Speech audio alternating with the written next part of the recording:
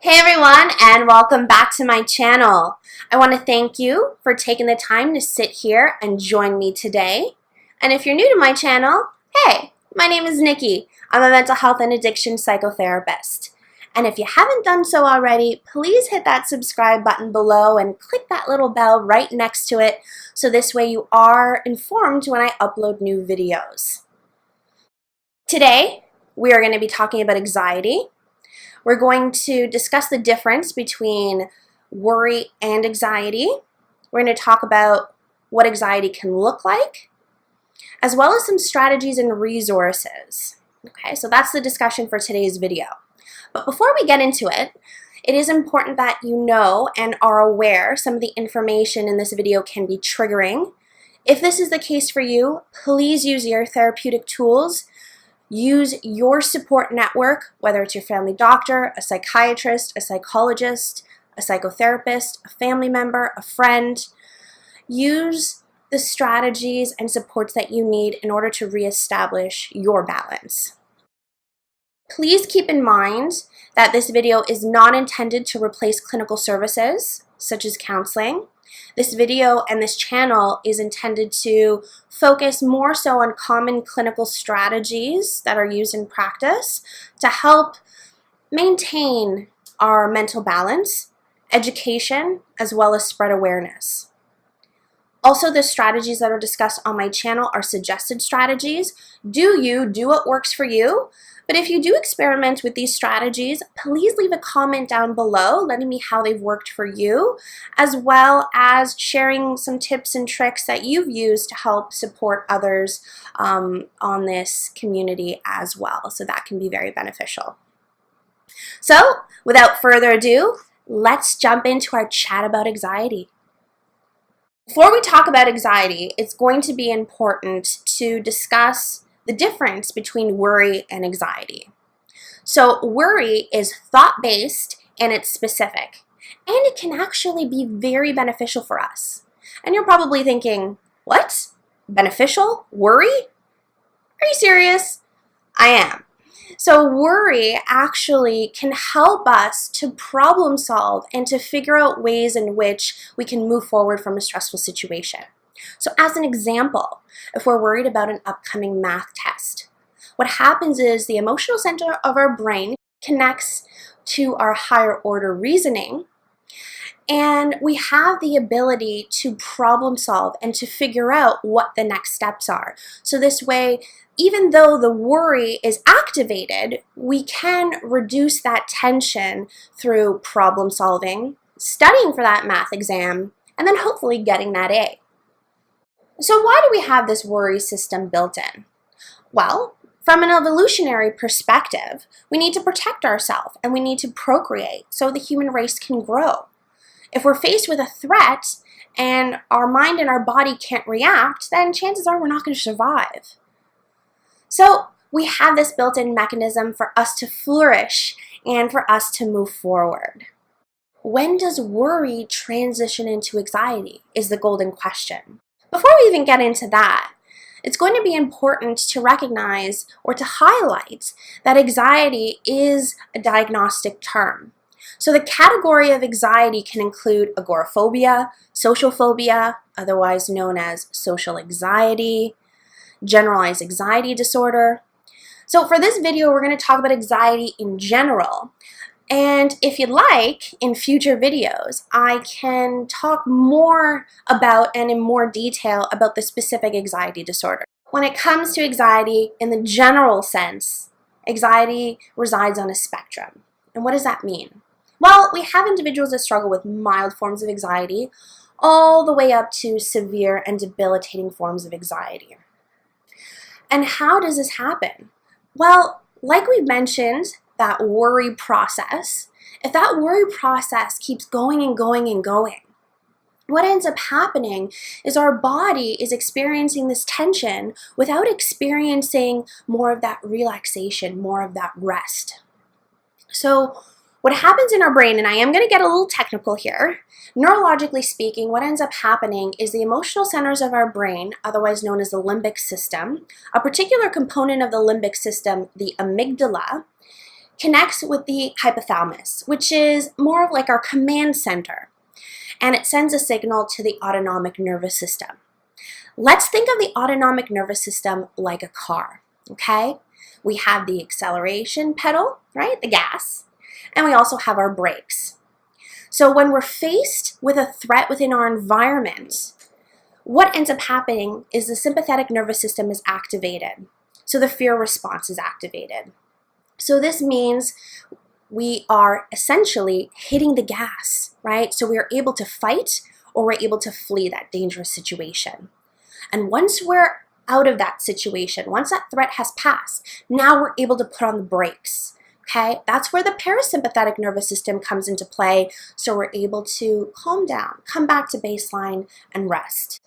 But that doesn't happen in anxiety. It's constant tension. We're constantly hitting that gas. And what happens when we're constantly hitting that gas is a stress hormone, otherwise known as cortisol, is released in the body, which can have significant damaging effects, such as high blood pressure, mood swings, osteoporosis, muscle weakness, as well as impact our immune system. That's why it is so important to reduce our level of tension, so this way we're not constantly releasing that cortisol. And that's where anxiety can be very problematic. But now that we know the difference between worry and anxiety, what do we do with this information? Where do we start? Where do we go from here? Well, here's an opportunity where we can talk about what anxiety can look like.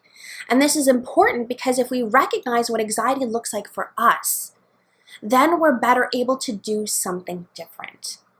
So if we recognize certain physical symptoms, such as sweaty palms, dizziness, nausea, numbness, shortness of breath, chest pains, cold and hot flashes, those are some physical symptoms that people can experience during anxiety. Psychological symptoms can include racing thoughts. I call it the what if cycle. What if this happened? What if Y happened? What if Z happens? And all of a sudden, we get into this thought cycle that we can't escape, almost like a mouse on a wheel. There's also that social component to anxiety as well.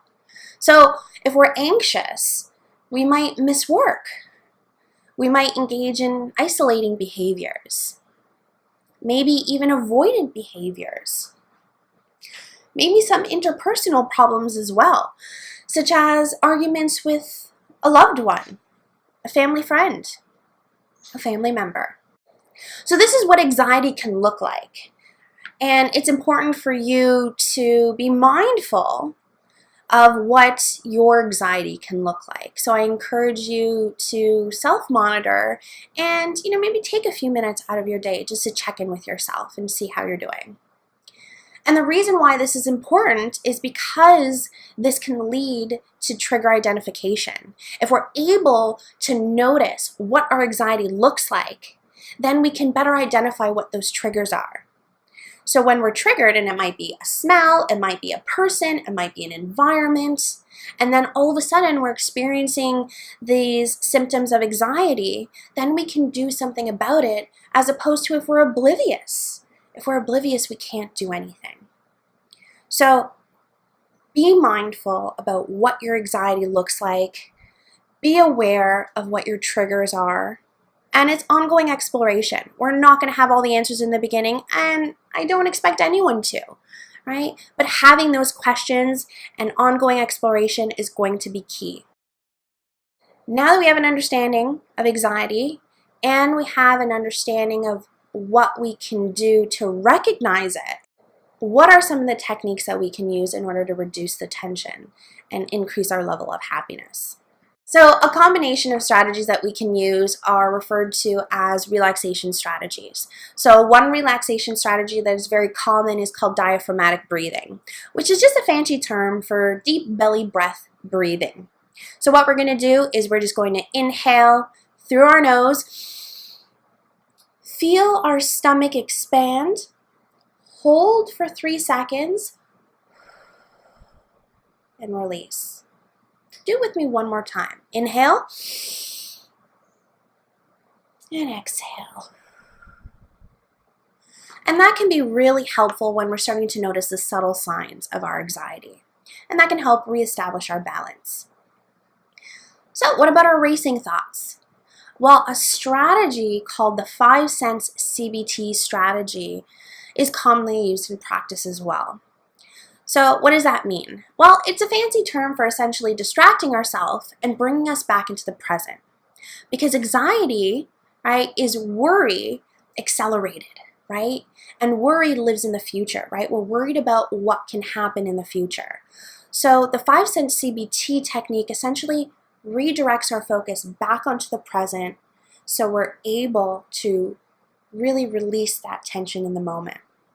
And what we can do is essentially start describing our environment in great detail, what we're sensing, what we feel, what we smell, what we hear, etc. And if we go into detail as if we're writing a book, then we're better able to distract ourselves from those racing thoughts, and we're better able, again, to ground ourselves in the moment, in the present. So that's a trick for our racing thoughts. But what about that tension that is within our body?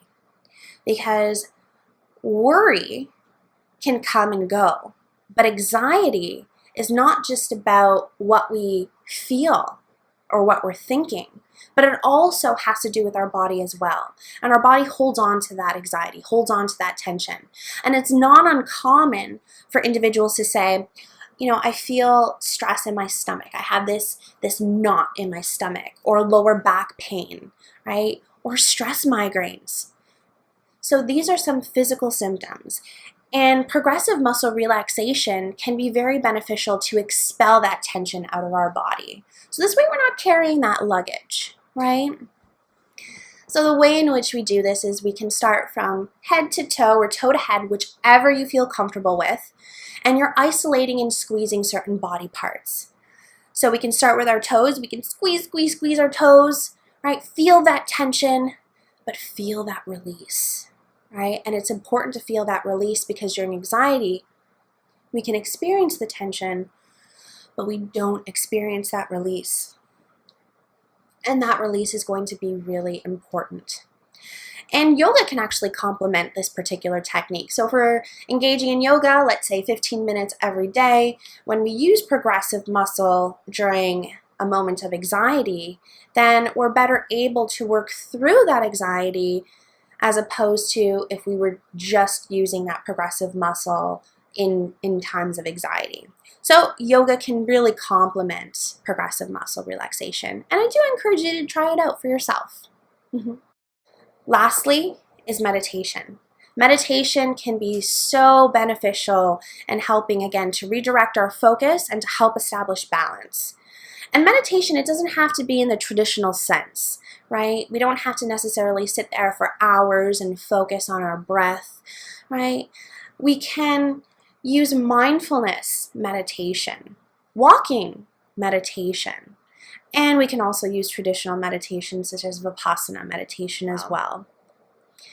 We can have guided meditation, sleep meditation. There's different variations of meditation. So if something doesn't work for you, try out another meditation. See if you like that one. Now for some natural remedies.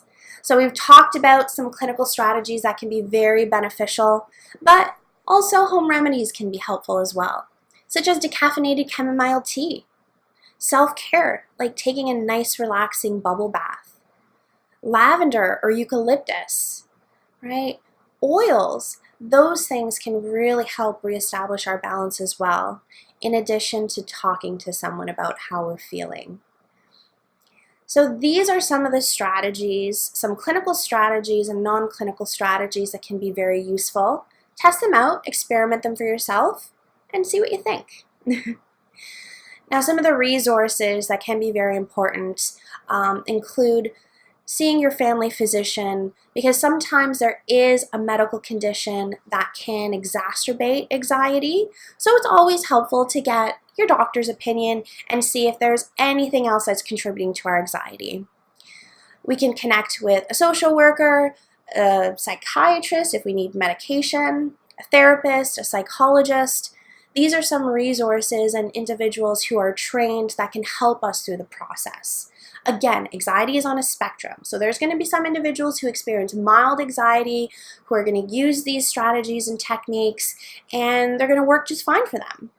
And others who have maybe more debilitating anxiety might need more support. And that's where you can access services such as counseling, such as case management, because it's really about having a team to support you, and it's not about walking the journey alone. So overall, we've talked about the difference between worry and anxiety, what anxiety can look like, some of the strategies to combat anxiety, as well as some resources to help you along the way.